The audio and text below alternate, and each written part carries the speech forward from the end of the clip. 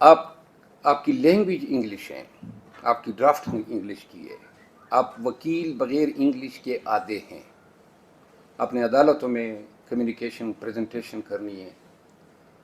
تو دیکھیں یہ جو آپ کی لائف کی ابتدائی 3 سال ہے نا، اس سے آپ اے بی سی سیکھ لیتے ہیں، زیڈ تک آدمی خود سیکھ لیتا ہے. تو اگر ابتدا میں یہی ٹائم ہے آپ کی لرننگ کا، سیکھنے کا، اس طرح ہم بھی اسٹیج میں تھے. یہ انگلش ہمارے لیے بھی، ہم نے تو ٹاٹ ہو کے پڑھا ہے، آپ لوگوں نے تو انگلش میڈیم میں پڑھے ہیں. تو لہٰذا آپ کی وکالت تب تک استحکام نہیں حاصل کر سکتی ہیں جب تک آپ کا art of presentation official communication میں نہ ہو. آپ کو ڈرافٹنگ کے لیے انگلش کی ضرورت ہے، آپ کو بولنے کے لیے انگلش کی ضرورت ہے. اور عام یہ اردو تو آپ کے کلائنٹ بھی بول سکتے ہیں. وہ آپ کو اگر لاکھوں روپے یا کروڑوں روپے پہ ہائر کرتے ہیں تو دے بلیو کہ میرا وکیل جو ہیں وہ وکیل کیا کرتا ہے. ہمارے پاس تو یہی آرٹ آف اوریٹری ہوتی ہے. اوریٹری میں آپ نے اسکلڈ ہونا ہے. وہی مسئلہ کلائنٹ کا ہوتا ہے، وہ ہمیں آ کے ہمیں بتاتا ہے، سمجھاتا ہے کہ یہ ہوا ہے اور یہ پوائنٹس ہیں. تو قانون تو یہ نہیں کہتا ہے نا کہ وکیل لازماً ہر کیس میں ہوگا. کلائنٹ کی مرضی ہے، وہ خود بھی کر سکتا ہے. تو اگر کلائنٹ وہی چیز خود اپنے زبان میں بتانا شروع کر دے جو آپ کی اور ہماری ہیں اور جس میں ابھی بات کر رہا ہوں، تو پھر تو وکلاء کی لوگوں کو ضرورت نہیں ہوگی. وکیل کا کام کیا ہے کہ وکیل کے پاس وقت بڑا کم ہوتا ہے عدالتوں میں، اور اس چیز کو سیکھیں. جب آپ جج کے سامنے کھڑے ہوتے ہیں، بالخصوص کانسٹیٹیوشنل کورٹ میں، ہائی کورٹ میں اور سپریم کورٹ میں، تو آپ کے پاس منٹوں کے لحاظ سے ٹائم ہوتا ہے. جج آپ کو غیر ضروری بات کرنے نہیں دیتا ہے. تو آپ نے اپنا تمام کیس جو اس کا جسٹ ہے اس کو آپ نے بالکل وہ سمندر کو کوزے میں بند کر کے جج کے سامنے رکھنا ہے. یہ آپ ہمیشہ یاد رکھیں، آپ کے پاس وقت کم ہے اور یہی آرٹ ہے وکیل کا. بہرحال ہم کنٹینیو کرتے ہیں، لیکن پلیز ڈونٹ فرگیٹ کہ ہمارے لیے بہت ضروری ہیں وکلاء کے لیے کہ ہم جو قانون نے ہمارا آئین انگلش میں لکھا گیا ہے، ہماری official medium of communication English ہے. اسٹوڈنٹس کو، لائرس کو چاہیے کہ وہ اس چیز پہ زیادہ انحصار کریں، اور یہ کوئی مشکل کام نہیں ہے. آپ نے قانون سے ریلیٹڈ 200-300 الفاظ ہیں جو آگے پیچھے کر کے آپ نے بولنے ہیں، اور اس سے آپ نے پریکٹس کرنی ہے. And you will. میں نے بہت سارے وکلاء کو دیکھا ہے، اپنے شاگردوں کو دیکھا ہے جو آج سے 10-12 سال پہلے انگریزی کے ایک پیراگراف نہیں لکھ سکتے تھے. Now they are doing very well. Anyhow ہم پروسیڈ کرتے ہیں. ضمانت کے لیے پاکستان میں قبل از گرفتاری ضمانت پہ ہماری بات ہو رہی ہے. قبل از گرفتاری جس طرح الفاظ سے واضح ہیں کہ ابھی ملزم گرفتار نہیں ہوا ہے اور اس نے عدالت سے رجوع کر لیا ہے. پاکستان میں جو لیگل سسٹم ہے اس کے تحت قبل از گرفتاری کا اختیار سیشن کورٹ، ہائی کورٹ اور سپریم کورٹ کے پاس ہے. یہ مجسٹیریل کورٹ کے پاس نہیں ہے. تو آپ کسی مجسٹریٹ صاحب کی عدالت میں قبل از گرفتاری کی درخواست نہیں لے جا سکتے. کن حالات میں ہوتی ہیں قبل از گرفتاری کی ضمانت کی درخواست؟ جب آپ کے خلاف کسی نے ایف آئی آر کر دی، آپ پہ کوئی الزام تھوپ دیا، یا ایف آئی آر 1 سال پہلے ہو چکی ہیں، کسی نئے گواہ نے آ کے آپ کا نام لے دیا، یا آپ کو پولیس نے طلب کر لیا اور آپ کو اندازہ ہے کہ وہ آپ کو گرفتار کریں گے، آپ کو اندیشہ ہے، تو سب سے اہم بات جو آپ نے ہر ضمانت کی درخواست میں لکھنی ہے، یہ واحد فکرہ جس طرح سول سوٹ میں آپ نے ہمیشہ لکھنا ہے. اگر یہ فکرہ آپ نہیں لکھیں گے آپ کا دعویٰ نہیں چل سکتا ہے، اور اگر یہ فکرہ آپ نہیں لکھیں گے تو آپ کی بیل جو ہے نہیں ہو سکتی ہے. سول سوٹ میں آپ نے لکھنا ہے کہ for the purpose of valuation and court fee, valuation and court fee and jurisdiction, the value of the suit is fixed as اتنا. آپ نے ہر دعوے کی مالیت کا تعین کرنا ہوتا ہے. وہ اگر آپ نہیں لکھتے ہیں آپ کا دعویٰ کسی کام کا نہیں. اور اب پری اریسٹ بیل میں آپ نے یہ ضرور لکھنا ہے کہ مجھے اندیشہ ہے کہ مجھے گرفتار کیا جائے گا. یعنی you must be fearful of being arrested.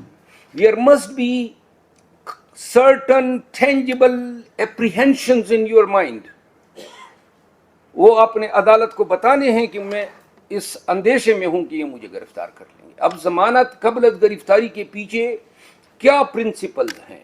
قانون کہتا ہے کہ جہاں بدنیتی، اور یہ ضروری ہے، آپ نے جو دوسری بات لکھنی ہے کہ I have been charge for میلا فائڈی کنسیڈریشن اور فار میلا فائڈی ریزنس، یہ میلا فائڈی کا ذکر بھی آپ نے لازمان کرنا ہے، مسٹ، کیونکہ کوئی بھی پری اریسٹ بیل بغیر میلا فائڈی کے پلی کے کنفرم ہی نہیں ہو سکتی۔ تو یہ آرٹ آف پلیڈنگ میں جب آپ ڈرافٹ کرتے ہیں تو یہ پہلی بات کہ that fearing arrest in caption case, the petitioner seeks pre-arrest bail from this court inter alia on the following ground. Number one, that the case has been registered for mala fide reasons with ulterior motives. So this should always form the most integral part of your pre-arrest bail petition. بالکل لازماً آپ کے اس memo اس کے contends کا حصہ ہونا چاہیے۔ یہ اب قانون کہتا ہے کہ یہ جو آپ کی آزادی ہے نا، یہ آزادی قدرت نے آپ کو دی ہے، یہ قانون نے بعد میں دی ہے۔ میں نے اس دن بھی کہا تھا کہ ہر ایک انسان ماں کے پیٹ سے آزاد پیدا ہوتا ہے۔ کہتے ہیں نا الحر حر ومن یسع الدر، انسان ماں کے پیٹ سے آزاد پیدا ہوتا ہے، حالات جو ہیں ان کو زنجیروں میں جکڑتے ہیں۔ ہر انسان بنیادی طور پر ہر مذہب میں، ہر سویلائزیشن میں وہ آزاد پیدا ہوا ہے، اور انسان کی اس آزادی کو دنیا کی تمام جورسڈکشن ایکنالج کرتی ہے۔ دنیا کے کسی قانون میں جائے، چاہے تھرڈ ورلڈ یوگنڈا ایتھوپیا میں بھی آپ جائیں گے تو ان کے آئین میں بھی ان کے شہریوں کے بنیادی حقوق میں ایک اہم بنیادی حقوق ہوتا ہے آربیٹرری اریسٹ کے اگینسٹ، کہ کسی بھی شہری کو جو ہے آربیٹریریلی اریسٹ نہیں کیا جائے گا، اور اسی پرنسپل سے ڈیرائیو ہوئے ہیں یہ کنسیپٹ کہ عدالت قبل از گرفتاری ضمانت دے سکتی ہے۔ پاکستان اور انڈیا نے ایک جیسا سی آر پی سی اور پی پی سی انہیریٹ کیا جب آزاد ہوئے، ان کے بھی پری اریسٹ کا کوئی کنسیپٹ نہیں تھا، پھر انہوں نے 334 ایک دفعہ جو ہے لیجسلیچر نے وہاں پہ بنا دیا، باقاعدہ قانون سازی کی، اور اس قانون سازی کے ذریعے لوگوں کو یہ رائٹ، ان کا اسٹیچوٹری رائٹ ہے۔ پاکستان میں یہ اسٹیچوٹری رائٹ نہیں ہے۔ اسٹیچوٹری رائٹ وہ ہوتا ہے جو کوئی قانون آپ کو دے، لیکن پاکستان میں عدالتوں نے اپنے فیصلوں کی بنیاد پہ شہریوں کو یہ حق دیا ہے، اور کنسیپٹ ڈیرائیو ہوا ہے آرٹیکل 9 سے۔ اب آپ کی ضمانت قبل از گرفتاری کیوں کر کنفرم ہوگی؟ آپ کسی موکل کو ریپرزینٹ کر رہے ہیں، اور اب آپ چاہتے ہیں پہلے اس سے انٹرویو کریں، اس کے کردار کو سمجھیں۔ جرم کی مختلف ہزارہا اقسام ہیں، اور اس جرم میں اگر 4 ملزم ہیں تو چاروں کو ہو سکتا ہے ایک جیسا کردار ایٹریبیوٹ کیا گیا ہو، یا ہو سکتا ہے ہر ایک کو دوسرا۔ مثال کے طور پہ 2 لوگ موٹر سائیکل پہ آتے ہیں، وہ ایک گاڑی والے کو پستول دیتا ہے جو موٹر سائیکل کے پیچھے والا ہے، اور وہ ڈرائیور جو ہیں گاڑی چلا کے جائے واردات پہ جاتا ہے، اور فرنٹ سیٹ والے کو پستول دے کے وہ اتر کے نائی کی دکان میں گھس کے اس بندے کو مرڈر کرتا ہے۔ ایکچولی یہ تمام مثالیں میں اپنے ٹرائل کے کیسز سے دے رہا ہوں، یہ ساری حقائق ہیں، دیز آر ناٹ فکٹیشیس اور یا فرضی ہے۔ اب موٹر سائیکل پہ ڈرائیو کرنے والے کا اپنے ایک کردار ہے، اس کے پیچھے بیٹھنے والے کا اپنے ایک کردار ہے، پستول حوالے کرنے کا اپنا ایک رول ہے، جس نے فائر مارا ہے اس کا اپنا رول ہے، اور ان سب کے اوپر ایک جوائنٹ رول ہے کہ جی یہ کلیوژن میں تھے، شیئرنگ آف کامینلٹی آف انٹینشنز تھی۔ اب یہ چیزیں جو ہیں یہ آپ کی ضمانت کے لیے آپ کے کیس کے معیار کا تعین کرتی ہے کہ آپ کے کیس میں بیل گرانٹ کرنے کی اسٹرینتھ کیا ہے۔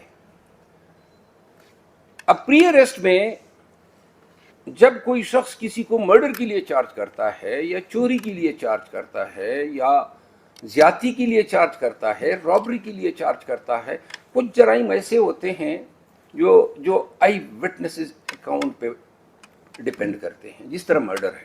اب مرڈر انسین ہو گیا تو میں اپنی تجربے میں نے کس طرح ایسے ملزم کو نہیں دیکھا ہے کہ انسین اکرنس میں کسی کو سزائے موت ہوئی ہو.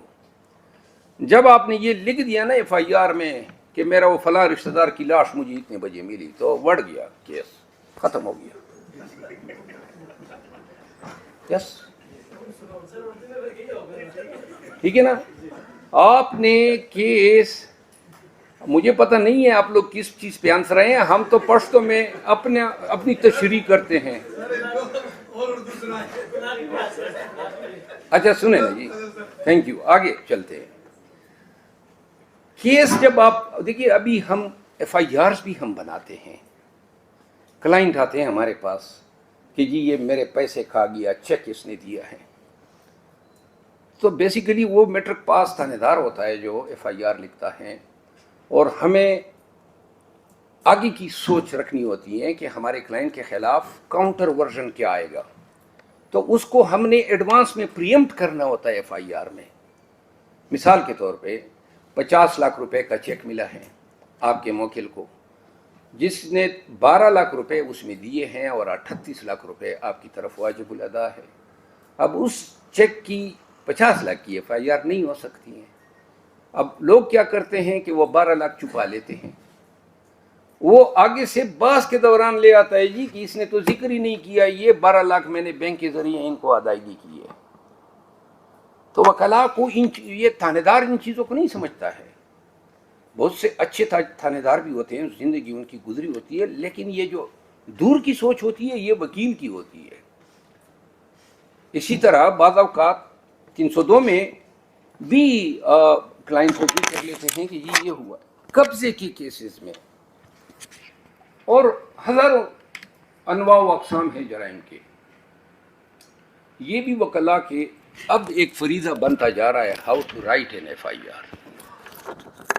تو لہذا قبل از گرفتاری ضمانت میں پہلی بات جو موسٹ امپارٹنٹ ہیں اور جس پہ ضمانت ہونے یا نہ ہونے کا دار و مدار ہے وہ ہیں کہ جرم کی سزا کتنی ہے. ٹھیک ہے نا. اب قانون میں 2 کیٹیگریز ہیں جرائم کے, ایک ہیں پروہیبیٹری کلاز اور ایک ہے نان پروہیبیٹری کلاز. یہ پروہیبیٹری کلاز جو ہیں یہ سیکشن 497 میں لکھے ہوئے ہیں. جس جرم کی سزا 10 یا 10 سے زیادہ ہو وہ پروہیبیٹری کلاس میں فال کرتے ہیں, اور ان میں ضمانت جو ہیں وہ پھر ثوابدیدی اختیار نہیں ہے.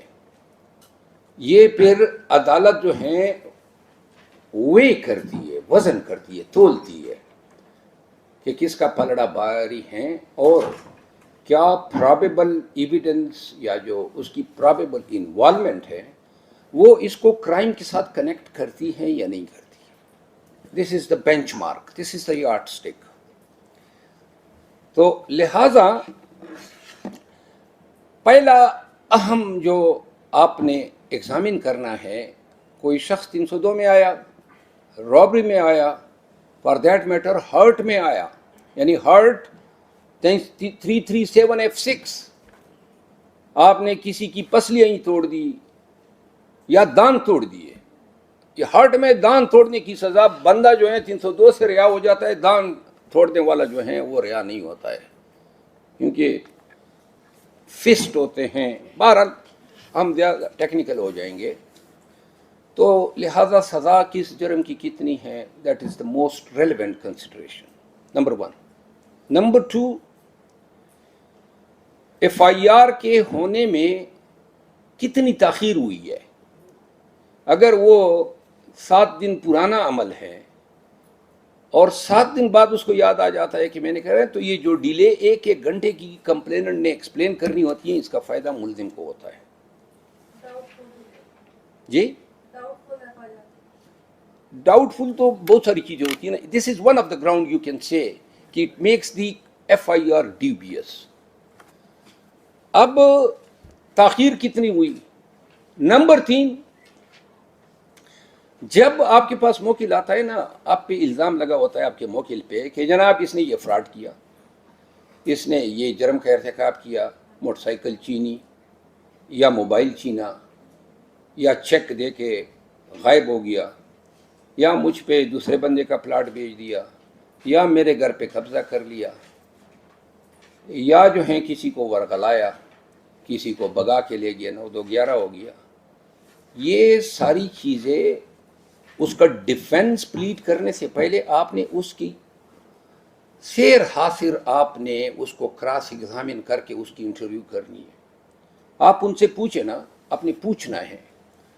میرا ذاتی تجربہ یہ ہے کہ مجھے آج تک کسی نے، جتنے بھی مرڈر کے کیسز میں نے کیے ہیں، دہشت گردی کے کیسز کیے ہیں، نارکوٹکس کے کیے ہیں، بڑے ہی سیریس افینسز میں لوگوں کے ٹرائل میں نے کیے ہیں، 99% لوگوں نے مجھے کبھی، میرے کلائنٹوں نے یہ نہیں بتایا کہ ہم نے کیا ہے.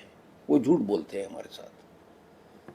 لیکن کلائنٹ اگر آپ کو، ان کو مجبور کریں کہ آپ کو سچ بتائیں، کیونکہ اگر وہ سچا بھی مجرم ہے تو تب بھی قانون آپ کو یہ اختیار دیتا ہے کہ اس کو ڈیفینڈ کریں، اور یہ شریعت بھی دیتی ہے.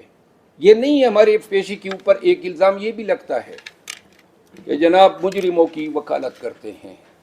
آپ اپنا لا دیکھیں نا، جس کے تحت آپ وکیل بنے ہیں، بار پریکٹیشنر ایکٹ، اس میں، اور شریعت بھی یہ کہتی ہے کہ سب سے زیادہ گھناؤنے جرم کے ملزم کو بھی حق دفاع حاصل ہے. تو لہذا آپ اس کو ایگزامن کریں، اس سے تمام فیکٹس نچوڑ کے اپنے پاس ریکارڈ کریں. سب سے پہلا آپ کا یہ ہونا چاہیے جرم کے وقت کدھر تھے. عموماً لوگ جھوٹ بولتے ہیں، ان کو سچ بولنے پہ مجبور کریں. وہ آپ کا کلائنٹ ہے، جب تک وہ سچ نہیں بتائے گا آپ اس کو ڈیفینڈ نہیں کر سکتے ہیں پراپرلی. اور اگر وہ، عموماً میں آپ کو مثال دوں، ہمارے کلائنٹ جب ٹریول کرتے ہیں بعض اوقات ڈرگس کے ساتھ، کہتے جی مجھے نہیں پکڑا گیا اور مجھے 2 دن پہلے پکڑا تھا. اگر یہ کمبخت آپ کو سچ بتا دے اور بتا دے کہ منگل کے دن 12 بجے انہوں نے مجھے 26 نمبر چنگی سے پکڑا تھا، تو آپ کا کیس بڑے ہی صاف ستھرا اور آسان ہو جاتا ہے. یہ حقیقت ہے کہ اس کو 12 بجے 26 نمبر چنگی سے منگل کے دن گرفتار کیا تھا، لیکن وہ اپنے آپ کو آپ کی نظروں میں بے گناہ ثابت کرنے کے لیے جھوٹ جو ہیں وہ گڑھ لیتا ہے اور کہتا ہے کہ جی مجھے تو انہوں نے اغوا کیا، یا 2 دن ہفتے پہ جا میں رکھا، یا پیسے مانگ رہے ہیں. اب آپ کے پاس بڑی اچھی ڈیفنس ہے نا. آج کل پاکستان میں 2002 کے بعد مشرف کے پیریڈ میں ٹیکنالوجی، اور ویسی دنیا بھر میں انٹرنیٹ پھیلا، پھر سائبر لا آئے. پاکستان میں سب سے پہلی سائبر کا جو قانون آیا وہ الیکٹرانک ٹرانزیکشن آرڈیننس 2002 ہے، جس کے سیکشن 29 نے قانون شہادت آرڈر کے آرٹیکل 164 کو امینڈ کیا. یہ ای میل پہ ایگریمنٹ، یہ چیٹ، یہ ٹویٹر، یہ ہاٹ میل، یہ ساری چیزوں کی پہلے پاکستان میں کوئی ایکنالجمنٹ نہیں تھی. ٹویٹر تو ویسے ہی بعد میں آیا. مطلب یہ، اگر میں آج کل کا جو ایرا ہے، جو زمانہ ہے، وہ زمانہ ہے الیکٹرانک ٹرانزیکشن کا. آپ امیزون پہ ساری دنیا لگی ہیں، خریداریاں کر رہی ہے. آپ آرڈر پلیس کرتے ہیں، پیسے کٹ جاتے ہیں، آپ کو ڈیلیوری ہو جاتی ہے، اور اب تک کہ پاکستان کے اندر. اور اب تو ڈیجیٹل کرنسیز آ گئی ہیں، آن لائن ایکسچینجز آ گئے ہیں، اور پیسے جو زمانے میں پہلے آپ بینکوں میں ڈال کے بھیجا کرتے تھے، وہ دور اب ختم ہو گئے. ہر ایک نے اپنا پے پال کا اکاؤنٹ بنایا ہوا ہے، اسکرل کا بنایا ہوا ہے، نیٹیلر کا بنایا ہوا ہے، منی بکرز کا بنایا ہوا ہے، اور ان کے ساتھ ہزاروں کی تعداد میں منی ایکسچینجز ہیں. پاکستان میں کوئی بتا سکتا ہے most popular money exchange on line کون سا ہے؟ ہاں کیا؟ ویسٹرن یونین تو ایکسچینج نہیں ہے، منی ایکسچینج نہیں ہے. میں ویژول منی ایکسچینج کی بات کر رہا ہوں. یہ فزیکل منی ایکسچینج ہے. 2 قسم، یہ ادھر اس میں جائیں نا بلیو ایریا میں آپ کو مل جائیں گے منی چینجرز. یہ ان کو کہا جاتا ہے فزیکل منی چینجرز. ایک ہوتے ہیں ویژول، جو فزیکل ایگزسٹنس نہیں رکھتے ہیں، جس طرح آپ کی ڈیجیٹل کرنسی ہے، کرپٹو یا اینی تمام ڈیجیٹل کرنسیز جو ہیں عوام میں ہیں، فزیکلی تو کچھ بھی نہیں ہے. تو لہذا یہاں پہ میں ٹاپک سے ہٹ کے ذرا ایڈوانس پہ چلا گیا. الیکٹرانک ٹرانزیکشن آرڈیننس کے آنے کے بعد پاکستان کے قوانین میں اب ایگریمنٹ کے لیے آپ کے دستخط ضروری نہیں ہے. آپ نے ای میل بھیج دیا کہ جی مجھے یہ چیز چاہیے، اس نے کہا میں بھیج رہا ہوں، ایگریمنٹ آپ کا ہو گیا. اب آپ میں سے سول لا کے وکلا بھی ہوں گے نا، تو this is called conclusion of the civil agreement, اور it has got binding effect. اس لا کے آنے کے بعد جو ہے اب آپ نے کس طرح ثابت کرنا ہے اپنے اس کلائنٹ کو بے گناہ، جس کو 12 بجے منگل کے دن چنگی نمبر 26 پہ آپ نے جا کے عدالت میں درخواست دینی ہے کہ حضرت اس کی CDR منگوا لے. CDR کا مطلب ہوتا ہے کال ڈیٹا ریکارڈ.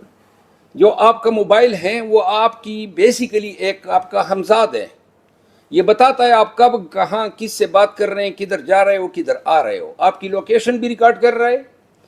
آپ کی بیسیکلی یہ آپ کے اگینسٹ بہترین گواہ ہے، یا آپ کے حق میں بہترین گواہ ہے. آپ کو انہوں نے پکڑا ہے 26 نمبر چنگی پہ 12 بجے، تو 12 بجے میرا موبائل ان کی تحویل میں گیا ہوگا. تو لہذا میرے موبائل کو یا انہوں نے آف کیا ہوگا، یا پھر اگر زیادہ سے زیادہ اس کا یہ ہے تو وہ سیدھا 1 بجے جو ہے تھانے پہنچا ہوگا. اب نارکوٹکس والے یا پولیس والے کیا کرتے ہیں، 12 بجے پکڑے ہوئے ملزم کی FIR 6 بجے کا وقوع بتا دیتے ہیں کہ جی 6 بجے ہم نے ان کو پکڑا. یہ ہمیشہ اس طرح کرتے ہیں کیونکہ یہ کبھی موقع پہ کام کرتے ہی نہیں ہے. تو 6 بجے جو ہے وہ آپ کا موبائل تو 12 بجے بند ہو گیا. اور اگر آپ ان کو کہیں کہ جی میرا بھی CDR منگوا لیں اور یہ تفتیشی کا بھی منگوا لیں، تو تفتیشی 12 بجے ادھر ہوتا ہے جہاں آپ ہوتے ہیں. اور مطلب یہ ہے کہ عدالت کو جب آپ یہ بتانے کے قابل ہو جاتے ہیں کہ 12 بجے کو میں تفتیشی اور جو چشمدید گواہ ہیں ہم اکٹھے ہیں، لوکیشن اکٹھے آ رہی ہیں، تو عدالت یہ مانتی نہیں ہے کہ یہ جس کو آپ 6 گھنٹے بعد گرفتار کر رہے ہیں، یہ 6 گھنٹے پہلے آپ اس کے ساتھ کیا کر رہے تھے. آپ نے شک کا بیج بو دیا جس کا فائدہ آپ کو ہوگا. یہ ایک مثال میں دے رہا ہوں، بہت ساری مثالیں ہیں. ابھی یورپ میں، امریکہ میں بہت ساری جو سپیریئر عدالتیں ہیں وہ کہتی ہیں کہ باڈی کیمرہ آپ کی وجود پہ ہونا چاہیے، اور باڈی کیمرے کے بغیر جو ہیں کسی ارتکاب جرم کو وہ پراسیکیوٹ ہی نہیں کرتے ہیں. ابھی اسلام آباد ہائی کورٹ کے محترم جج محسن اختر کیانی صاحب نے بھی اب اس ٹرینڈ کو اپنائے ہوئے ہیں، اور بیسیکلی اس کے پیچھے محرک میں تھا، کیونکہ میں بار بار عدالتوں میں یہ بات اٹھاتا تھا کہ جرمنی سے آئے ہوئے اتنے باڈی کیمراز ہیں ANF کے پاس، کس کام کے لیے ہیں؟ تو لہذا کیوں نہیں پہنتے ہیں جب ان کو پتہ ہے.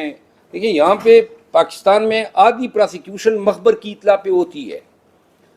جب بھی FIR پڑھیں گے تو وہ کہتے ہیں مخبر نے اطلاع دی. یہ مخبر جو تھا یہ انگریزوں کے زمانے میں ہوا کرتا تھا، لیکن پاکستان میں ابھی تک زندہ ہے، کیونکہ قانون نے اس کو بڑی پروٹیکشن دی ہوئی ہے. اگر آپ کا سورس آف انفارمیشن مخبر ہے اور میں ملزم ہوں، اور مخبر کہہ رہا ہے کہ جناب مسٹر غلام الدین ولد صدر الدین بدنام زمانہ کار چور چوری کی گاڑی لے کر اتنے بجے فلاں سڑک سے گزرے گا، عموماً FIR کا یہ زاویہ اس طرح ہوتا ہے. تو پہلے تو انہوں نے مجھے بدنام زمانہ کر دیا، پہلے سے ایک کیس بھی نہیں ہوتا ہے. دوسرا بدنام زمانہ کار چور کہہ دیا، گویا میرا پیشہ ہی یہی ہے. پھر اس کے بعد کہتے ہیں اتنے بجے اس روڈ سے گزرے گا، اور بائی اتنے ہی بجے وہ پکڑا جاتا ہے. یا یہ فرشتوں کو علم ہوتا ہے یا جنات کو ہوتا ہے. یہ مخبر دیکھیے، ہمارے بہت سارے کلائنٹ اب CDR سے بچنے کے لیے وہ ہمارے کلائنٹ کو بتا دیتے ہیں کہ ان کی پوزیشن سے کوئی موبائل ہی نہیں تھا، تاکہ نہ رہے بانس اور نہ بجے بانسری. تو موبائل تو ہوتا ہے ہر انسان کے پاس، بغیر موبائل کے آج کل کے یہ تو آپ کے وجود کا ایک حصہ ہے. تو ہم پھر بھی منگواتے ہیں، کیونکہ موبائل آ کے ٹھک ادھر ہی بند ہو جاتا ہے جہاں ہم پہلے سے کورٹ کو بتا رہے ہوتے ہیں، کیونکہ ہمیں علم ہوتا ہے کہ میرا کلائنٹ کہاں سے پکڑا گیا ہے.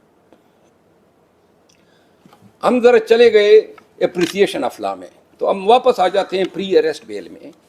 تو لہٰذا آپ کو یہ علم ہونا چاہیے کہ آپ کا کلائنٹ کا اصل موقف کیا ہے.